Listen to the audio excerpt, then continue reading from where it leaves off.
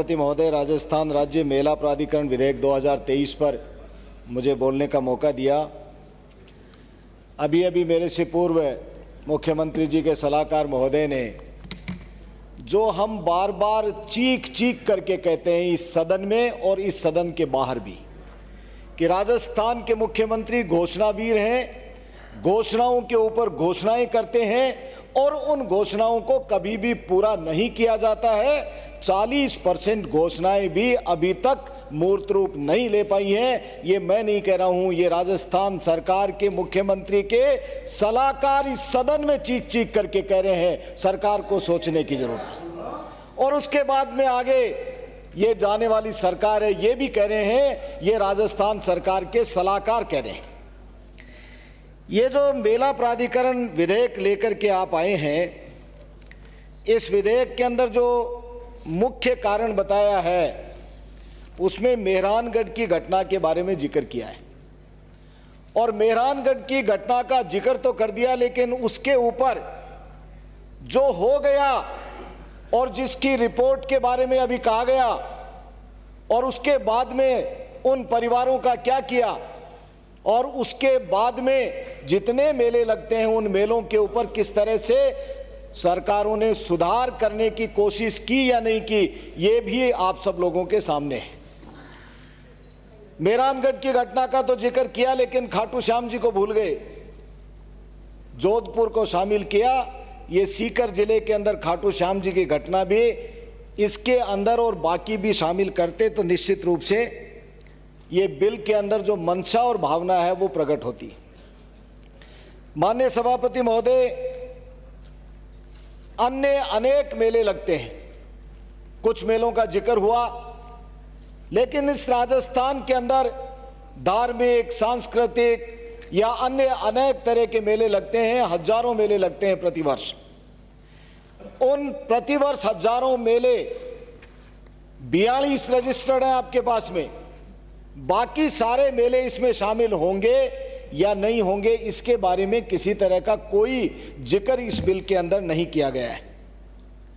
मेलों के अंदर ये हम सब लोग जानते हैं कि जब मेला भरता है लाखों लोग आते हैं, और जब वो लाखों लोग जिन सड़कों के माध्यम से आते हैं उन सड़कों के ऊपर सरकार धार्मिक जितने स्थल हैं उनके ऊपर सड़कें बनाने की बात तो करती है, लेकिन मैं जिम्मेदारी के साथ में कह रहा हूं कि अनेक ऐसे धार्मिक स्थल हैं जिनके बारे में हम जनप्रतिनिधियों ने बार बार कहने के बावजूद भी उनको सड़कों से और उनके सुगम मार्ग को यथोचित बनाने के लिए किसी तरह का कोई कदम नहीं उठाया है। कुछ जगहों को छोड़ दें, बाकी हजारों मेले भरते हैं, हजारों धार्मिक स्थल हैं, उनके बारे में चाहे सड़क की बात करें, चाहे मेला जब भरे, जब चिकित्सा सुविधाओं की बात करें, चाहे पानी की बात करें, यथोचित सुविधाओं के लिए हमें सोचना चाहिए और उनके ऊपर भी कोई विचार करके इस तरह की ठोस कार्य योजना बननी चाहिए।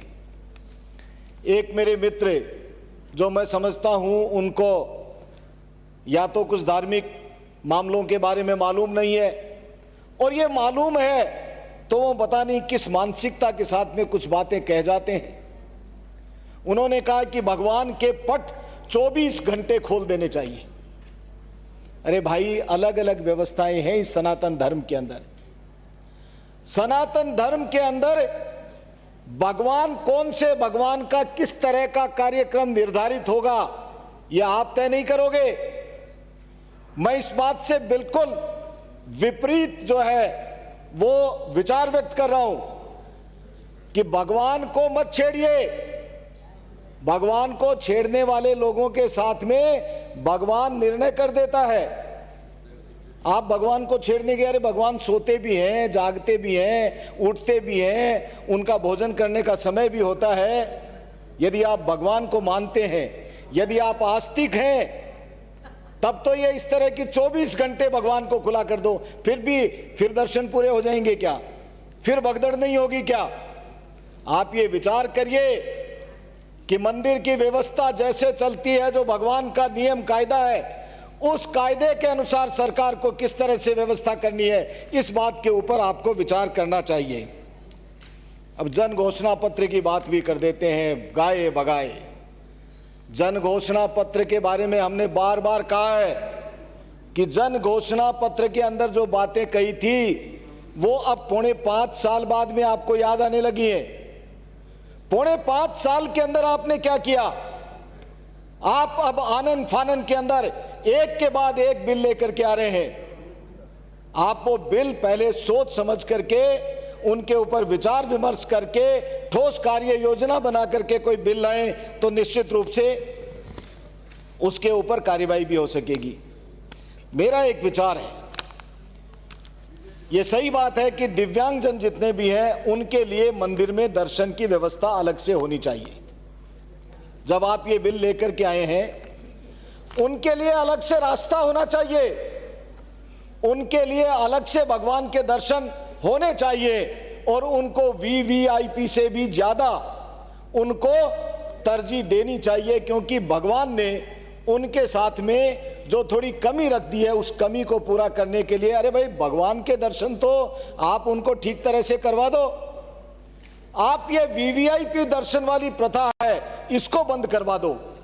जो जिनके लिए सिक्योरिटी जरूरी है, जो बिना सिक्योरिटी के लिए जो प्रोटोकॉल के अंदर आते हैं उनके लिए तो फिर भी, और भगवान के घर में जा रहे हैं तो डर किस बात का है? सिक्योरिटी को तो बाहर छोड़ दो और उनको भी लाइन में लगा दो, छोड़ दो 2 4 5 जो बड़े जिनके लिए प्रोटोकॉल है, बाकी को तो ये एक आदेश निकाल दो कि ये दर्शन वीवीआईपी वाले बंद कर दो।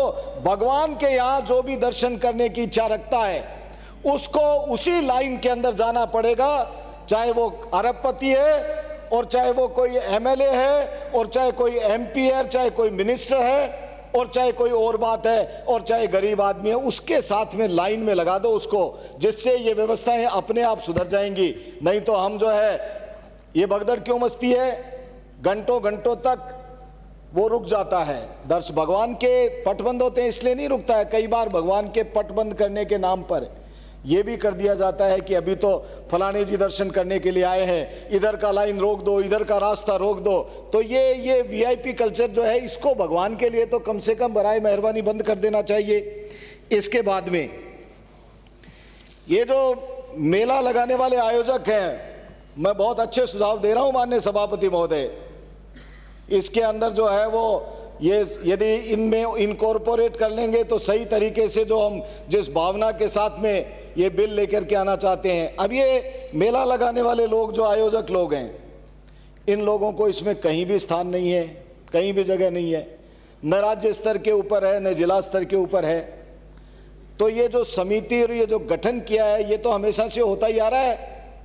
कोई भी छोटा मोटा मेला लगता है तो उस मेले के अंदर सारी व्यवस्थाएं करने के लिए यही जो कमेटी आपने बताई है, इसी कमेटी के तहत ये सब मेले आयोजित किए जाते हैं। मैं बजट की बात भी इसमें करी है, 1 करोड़ 15 लाख रुपए के करीब की।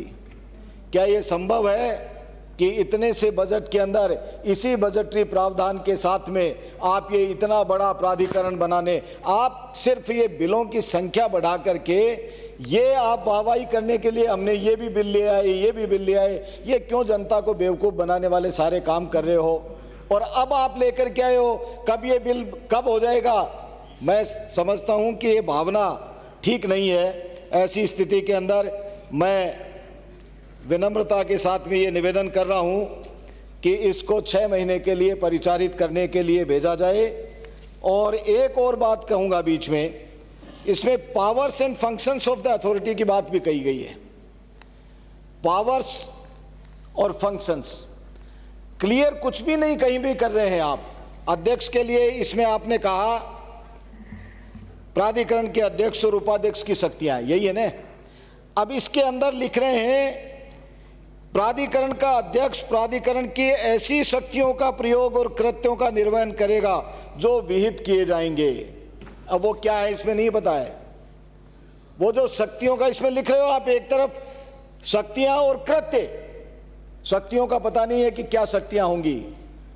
ऐसी स्थिति के अंदर ये आधा अधूरा बिल है। और बहुत सारी बातें हैं जिनसे मेरे से पूर्व वक्ताओं ने बातें करी, उनको रिपीट नहीं करूंगा। लेकिन ये आनन फानन में भागते भागते कि भाई अब जो है वो जा रहे हैं तो एक के बाद एक आनंद फानन में बिल ला करके एक एक दिन में 4-4 बिल ला करके हम ये बता दें कि हम तो बहुत काम करना चाहते हैं, ऐसी स्थिति में इसको जनमत के लिए भेजो, जिससे सही तरीके से राय आ जाए। और उसके बाद में आप करने वाले तो वैसे भी कुछ नहीं है। अभी अभी इन्होंने कहा ही है कि मेहरानगढ़ की घटना हो गई, उसके बाद में अब तक 2 बार तो सरकार आपकी आ गई, तीसरी बार ये।